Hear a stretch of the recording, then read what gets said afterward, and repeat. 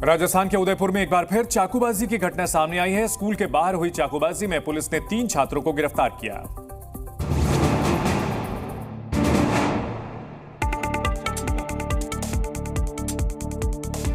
चाकू के निशान।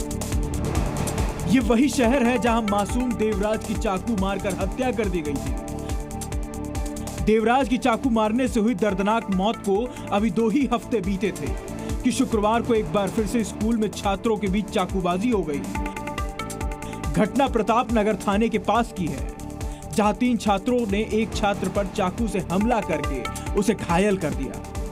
यह पूरी वारदात भी स्कूल के परिसर के बाहर हुई। चाकू मारने वाले तीनों छात्र को पुलिस ने गिरफ्तार कर लिया है। पुलिस ये जांच कर रही है कि चाकूबाजी की आखिर वजह क्या थी।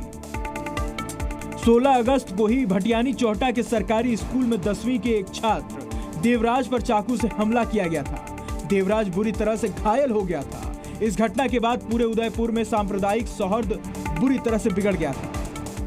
3 दिन के लगातार इलाज के बाद देवराज की मौत हो गई। दिल्ली एनसीआर में फर्जी अधिकारी बनकर उगाही करने का खेल बड़े पैमाने पर चल रहा है और इसी सिलसिले में नोएडा पुलिस को बड़ी सफलता मिली है। रिसर्च एनालिसिस विंग यानी रॉ के फर्जी अधिकारी जो खुफिया एजेंसी का अधिकारी बताकर होटल में रुकता था और पैसे मांगने पर नकली पहचान पत्र दिखाकर धमकाता था।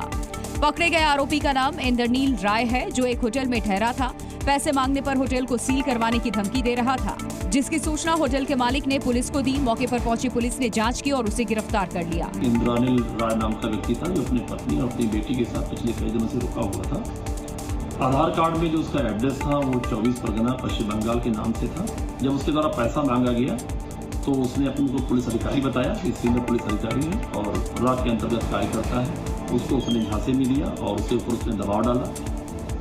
जब उसके मैनेजर को शंका हुई तो फिर तत्काल पुलिस को सूचना दी गई। पुलिस तत्काल मौके पर पहुंची, जहाँ पर इस व्यक्ति की गहन जाँच की गई। पुलिस को आरोपी के पास से रॉ का एक फर्जी पहचान पत्र, आधार कार्ड और पासपोर्ट बरामद किया है। इसी के आधार पर ये लोगों को धमकाता था।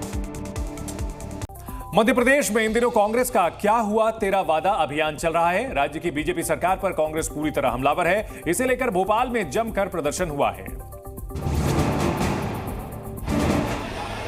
कांग्रेस कमर कसकर प्रदर्शन करने के लिए भोपाल की सड़कों पर उतरी थी। दूसरी ओर मध्य प्रदेश की पुलिस भी पूरी तैयारी के साथ इन्हें सीएम आवास तक पहुंचने से रोकने के लिए डटी हुई थी। 1, 2, 3, 4, 5, 6 और 7 यानी बैरिकेड के 7 अभेद्य लेनों को भेदना किसी भी भीड़ के लिए मुश्किल ही नहीं, नामुमकिन है।